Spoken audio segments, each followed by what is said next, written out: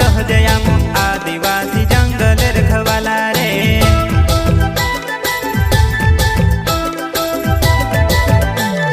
चल जंगल जमीन काजे पूजे रे आदिवासी दुनिया ने रखवाला रे। बाप देव खतरी काज पूजे रे आदिवासी सबसे निराला